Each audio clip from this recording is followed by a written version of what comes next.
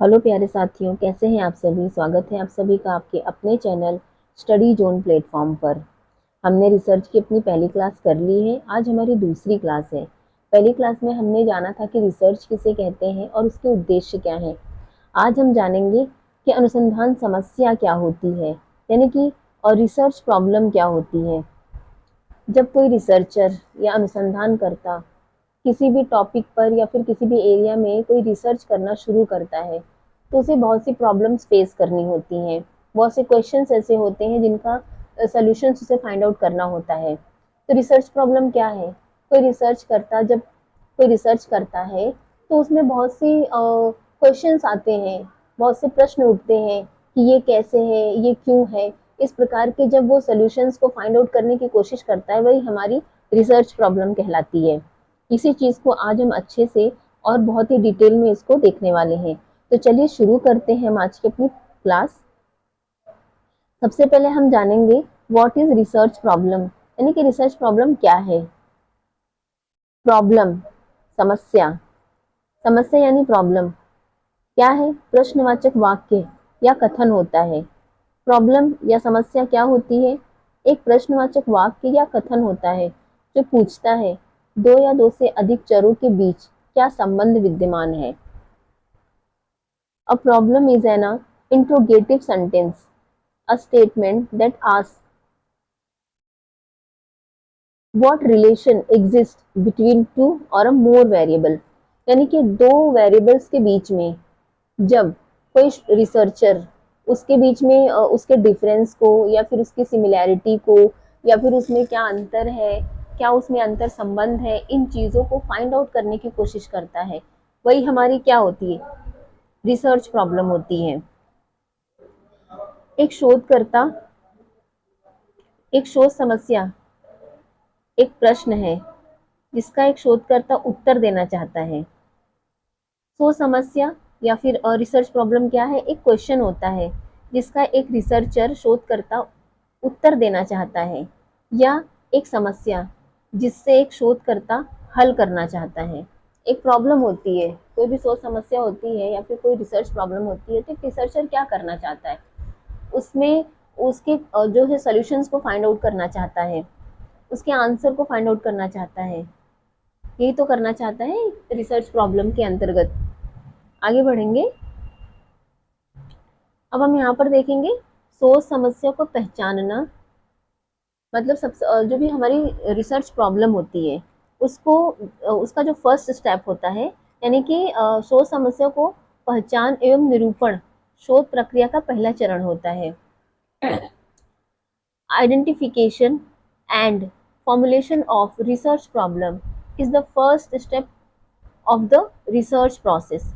किसी भी research process का कोई भी शोध करता है, कोई रिसर्चर है, जब वो कोई रिसर्च का काम करना चाहता है किसी टॉपिक पर, किसी स्पेसिफिक एरिया में, तो वो सबसे पहले क्या करेगा? वहाँ पे जो भी उसके सब्जेक्ट से, उसे उसके विषय से रिलेटेड जो भी प्रॉब्लम्स होती हैं, उनको सबसे पहले वो क्या करता है? उनको आइडेंटिफाई करता है, यानी कि उनकी पहचान करता है।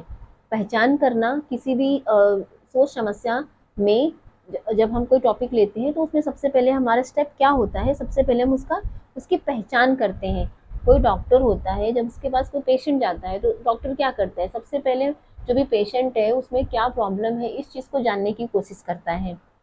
वो क्यों आया है, किस इलाज के लिए आया है, इस चीज़ को जानने की कोशिश करता है। उसी प्रकार एक रिसर्चर जब अपने कोई भी टॉपिक पर वो रिसर्च करता है तो सबसे पहले वो उसको आइडेंटिफाई करने की कोशिश करता है। तो ये सबसे पहला स्टेप होता है, यानी कि पहला चरण होता है। एक सोच समस्या का चयन कई कारणों पर निर्भर करता है। उसके चुने गए विषय, यानी कि रिसर्चर के चुने गए विषय के संबंध में शोधकर्ता का ज्ञान, कौशल, रुचि, विशेषज्ञता, प्रेरणा और रचनात्मकता होती है।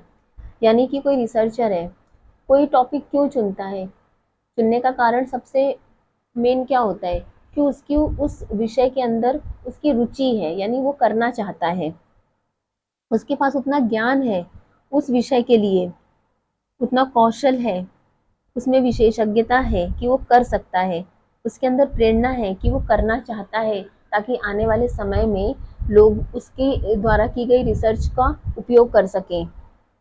और रचनात्मकता है, यानी कि रचनात्मक ढंग से उस चीज़ को कंप्लीट कर सकता है।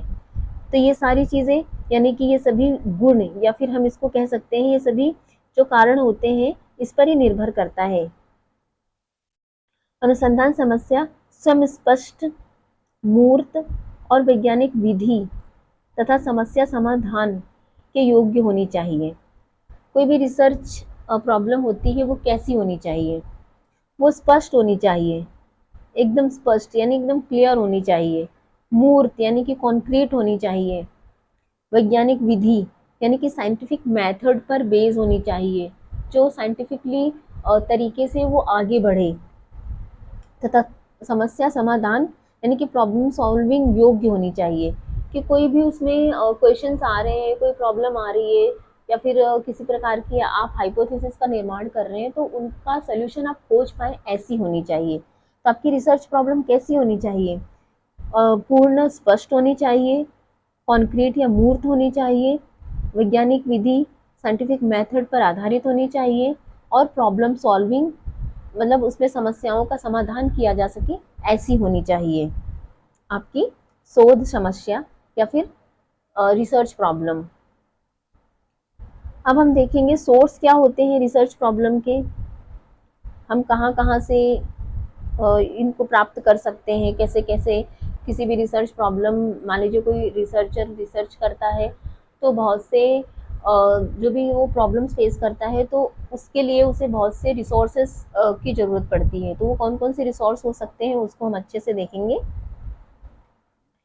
और सबसे पहले हम देखेंगे फर्स्ट हमारा जो है व्यक्तिगत अनुभव, यानी कि पर्सनल एक्सपीरियंस। व्यक्तिगत अनुभव जैसे कि आप, मैं या फिर कोई भी व्यक्ति जो समय के साथ हमारे समाज में हम रहते हैं, चलते हैं, लोगों से मिलते हैं, जगह जगह घूमने जाते हैं, तो हम क्या करते हैं, वहाँ से बहुत से एक्सपीरियंस को इकट्ठा करते हैं, उसके बारे में जानते हैं, समझते हैं। तो ये सब क्या है? पर्सनल एक्सपीरियंस होते हैं, जिससे कि जो भी हमारी अनुसंधान समस्या है, रिसर्च प्रॉब्लम है, उसके लिए बहुत इम्पोर्टेंट होती है। दूसरा है ऐतिहासिक अभिलेख, यानी कि हिस्टोरिकल डॉक्यूमेंट्स, अर्थात जैसे कि बहुत से प्राचीन काल हमने देखे हैं, बहुत से पुराना समय रहा है जहाँ पर बहुत सी ऐसी घटनाएं घटी हैं जो हमारी रिसर्च प्रॉब्लम को सॉल्व करने में बहुत ही सहायता देती हैं। तीसरा है साहित्यिक समीक्षा, रिव्यू ऑफ लिटरेचर, यानी कि आजकल बहुत से साहित्य, आजकल आप देखेंगे एक से एक साहित्य आ रहे हैं जो हमारी सामाजिक घटनाओं को, हमारी भौगोलिक स्थिति को, साथ ही साथ अपने देश और अदर कंट्रीज़ के बारे में हमें जानकारी देते हैं। बहुत से ऐसे साहित्य हैं, ऐसे साहित्यकार हैं जो नई नई रचनाओं का सृजन करते हैं, जिससे कि हमें अपने जो भी हमारी रिसर्च प्रॉब्लम होती है उसको सॉल्व करने में हमें सहायता मिलती है। तो ये हमारा एक रिसोर्स हो सकता है। बौद्धिक विचार विमर्श, यानी कि आपसे कोई एक्सपीरियंस में बड़ा है, आपसे उम्र में बड़ा है, आपसे अधिक जानकार है, आप उसके साथ बैठकर डिस्कशन कर सकते हैं। आप उनसे अपने जो भी शोध समस्या आपकी है, अनुसंधान समस्या है, रिसर्च प्रॉब्लम है, उस पर आप डिस्कस करके अपने जो है प्रॉब्लम्स का सलूशन फाइंड आउट कर सकते हैं। ये आपका एक सोर्स हो सकता है।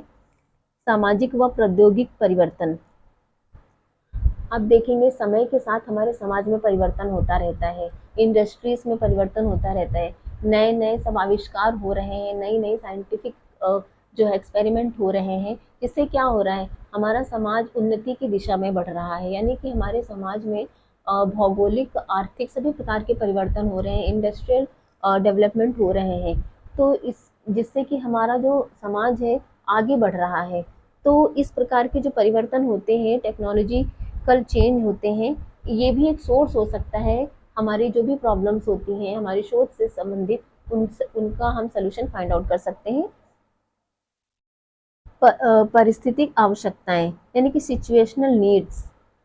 पहले व्यक्ति को रोटी कपड़ा और मकान चाहिए, परंतु बदलते समय में आज हमें बहुत सी हमारी जो है नीड्स बढ़ गई हैं। हमें समय के साथ हमें वो सारी फैसिलिटीज़ चाहिए जो आज हमें ज़रूरत है। जैसे कि पहले हम बिना फ़ोन के रह लेते थे, परंतु आज के समय में मोबाइल एक इम्पॉर्टेंट गैजेट बन गया है जो हर व्यक्ति के पास होना चाहिए। इस प्रकार की नीड्स हैं, तो ये सभी क्या है, सामाजिक परिवर्तन भी हैं और हमारी नीड्स भी हैं, जो सिचुएशन के आधार पर चेंज होती रहती हैं। तो ये सारी चीज़ें भी जो है जब भी कोई रिसर्चर रिसर्च करता है तो उसके रिसर्च में जो भी क्वेश्चंस आते हैं, इस प्रकार के सॉल्यूशंस को फाइंड आउट करने के लिए एक प्रकार का रिसोर्स हो सकता है। अनुसंधान कमियां यानी कि रिसर्च गैप, बहुत से रिसर्च गैप होते हैं जो इसका एक सोर्स होता है। जिज्ञासा यानी कि व्यक्ति के अंदर और जानने की इच्छा उसके जो है अनुसंधान समस्या के लिए बहुत ही इम्पोर्टेंट होती है, जिससे कि वो सॉल्यूशंस फाइंड आउट कर पाता है।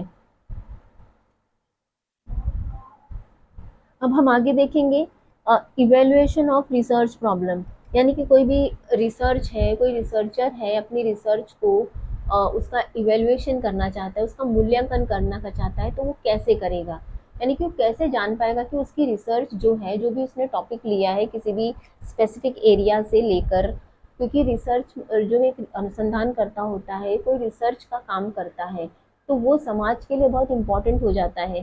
ताकि मान लीजिए कोई रिसर्चर कोई रिसर्च कर रहा है, तो कम से कम उसके द्वारा की गई जो भी रिसर्च है वो आगे आने वाले भविष्य में जो भी हमारी पीढ़ियां आएंगी उनकी वो काम आनी चाहिए, यानी कि उनका वो यूज़ कर सके। तो उसका मूल्यांकन वो कैसे कर सकता है? सबसे पहले, क्या समस्या अनुसंधान योग्य है, यानी कि कोई भी रिसर्च है, क्या वो रिसर्चेबल है, यानी कि उस पर शोध कार्य किया जा सकता है। क्या समस्या नवीन है, यानी कि नई है, यानी कि आज हमारा जो भी समाज में परिवर्तन आ रहे हैं उसके अकॉर्डिंग है, जो भी समय और परिस्थिति चेंज हो रही है उसके अकॉर्डिंग है, क्योंकि जैसे जैसे समय बदलता है वैसे वैसे नई चीज़ों की आवश्यकता होती है, नई आविष्कारों की आवश्यकता होती है। तो इस प्रकार वो हमारी सोच समस्या नई है या नहीं है, इसका भी मूल्यांकन किया जा सकता है। क्या समस्या सार्थक है, यानी कि सिग्निफिकेंट है। क्या समस्या अनुसंधान की रुचि और क्षमताओं के अनुकूल है, यानी कि जो भी समस्या है हमारी अनुसंधान समस्या, क्या मतलब वो उसमें इंटरेस्ट है, जो भी रिसर्चर की जो कैपेबिलिटी होती है उसके अकॉर्डिंग है, यानी कि उसको कर पाएगा। क्या समस्या पर अनुसंधान हेतु आवश्यक संसाधन उपलब्ध है, यानी कि कोई भी रिसर्चर जब रिसर्च करता है, रिसर्च जो भी शोधकर्ता होता है, कोई शोध कार्य करना शुरू करता है, तो उसके पास रिसोर्सेस होने चाहिए, मतलब कि उस शोध कार्य को आगे बढ़ाने के लिए। ऐसा नहीं है कि हमने कोई रिसर्च ले ली परंतु हमारे पास इतने रिसोर्सेस ही नहीं है कि हम उसको आगे बढ़ा पाए और बीच में ही उसे छोड़ना पड़े, तो ऐसा भी नहीं होना चाहिए। क्या समस्या वित्तीय सोच विचार की दृष्टि से सुसंगत है, यानी कि उसकी फाइनेंशियल कंडीशन इतनी अच्छी है कि वो उसको अफोर्ड कर सकता है, कोई भी रिसर्च प्रॉब्लम है उसको। क्या समस्या पर अनुसंधान हेतु आवश्यक समय उपलब्ध है, यानी कि टाइम, क्योंकि कोई कोई रिसर्च को बहुत ज़्यादा समय लग जाता है और कोई कोई रिसर्च जो होती है बहुत जल्दी कंप्लीट हो जाती है। तो इस प्रकार क्या वो, अगर मान लीजिए उसकी रिसर्च को ज़्यादा समय लग रहा है, तो क्या उसके पास इतना टाइम है? ऐसा तो नहीं कि वो ऊब जाए फिर उसको छोड़ दे। तो इस प्रकार का मूल्यांकन वो अपनी रिसर्च प्रॉब्लम के लिए किया जा सकता है। क्या समस्या व्यवहारिक दृष्टि से उपयोगी है, यानी कि हमारी आने वाली पीढ़ी, जो भी हमारी नेक्स्ट जनरेशन है उसके लिए क्या वो यूज़फुल है, यानी मान लीजिए आज मैंने कोई रिसर्च की, आगे जब हमारी न्यू जनरेशन आएगी तो वो भी रिसर्च का काम करेगी, तो हमारे पुराने रिसोर्स को पढ़ेगी, जो भी हमारी लिटरेचर उसको यूज़ करेगी अपने रिसोर्स, अपने जो भी रिसर्च कार्य के लिए। तो क्या हमारी रिसर्च उनके काम आएगी जिससे कि उसका वो उपयोग कर सके? तो इस प्रकार क्या यूज़फुल है? क्या समस्या विवादित नैतिक प्रकरणों से मुक्त है, यानी कि बहुत से क्षेत्र ऐसे होते हैं जहाँ पे विवाद चलता रहता है। कभी कभी रिसर्चर इस तरीके के टॉपिक ले लेते हैं, उन्हें पता नहीं होता है कि ऐसे एरियाज में विवाद चल रहे हैं, किसी न किसी प्रकार का एथिकल इश्यूज चल रहा है, तो क्या होता है वो बीच में छोड़ देनी पड़ती है या फिर वो वेस्ट हो जाता है उसका सारा कार्य। तो इस चीज़ों का भी ध्यान रखना होता है। क्या समस्या संभाव्य है, यानी कि फीजिबल है? क्या अनुसंधानकर्ता में आवश्यक साहस व प्रतिबद्धता है, यानी कि उसके अंदर इतना करेज है या फिर उसके अंदर इतनी जो है इतना संकल्प है कि वो अपनी जो भी उसने रिसर्च प्रॉब्लम ली है उसको वो कंप्लीट कर सकता है। इस प्रकार की सभी बातों का ध्यान रखना होता है, अर्थात इन सभी बातों का उसे मूल्यांकन करना होता है कि क्या वो इन सभी स्टेप को कर पाएगा, तभी वो रिसर्च प्रॉब्लम को चूज करे। और इसका सबसे पहला जो स्टेप होता है रिसर्च प्रॉब्लम का वो यही होता है कि कोई भी रिसर्च करता जो होता है, अनुसंधान करता होता है, वो सबसे पहले अपनी रिसर्च जो भी वो सोच समस्या को ले रहा है उसका क्या करेगा, उसकी सबसे पहले वो पहचान करता है इन्हीं सभी बातों के माध्यम से कि क्या वो इन सभी चीज़ों के लिए परफेक्ट है अपनी रिसर्च में, इन सभी चीज़ों का ध्यान में रखता है। तो आज की हमारी क्लास इतनी ही थी। मैं फिर मिलूंगी आपको रिसर्च की एक नई क्लास के साथ। आप आई होप कि आपको ये समझ में आई होगी कि रिसर्च प्रॉब्लम क्या होती है, अनुसंधान समस्या क्या होती है। अनुसंधान समस्या यही होती है कि कोई रिसर्चर जब किसी भी एरिया में रिसर्च करने जाता है तो उसे बहुत सी प्रॉब्लम्स को फेस करना होता है, बहुत से क्वेश्चंस आते हैं उसकी रिसर्च में, बहुत से प्रश्न उठते हैं कि ऐसा क्यों हुआ या फिर ऐसा क्यों हो रहा है, कि ऐसा हो सकता है, इस प्रकार के क्वेश्चंस आते हैं।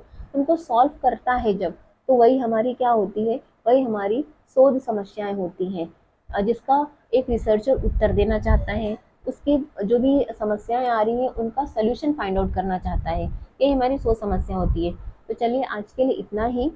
और अगर आपको क्लास अच्छी लगी हो तो आप हमारे चैनल को सब्सक्राइब जरूर करिए, जिससे कि मैं कोई भी नया वीडियो डालती हूँ उससे आपको उसका नोटिफिकेशन मिले। उसके लिए आप बेल आइकन को जरूर प्रेस करिए। तब तक के लिए थैंक यू, बाय। मिलते हैं अगली क्लास में।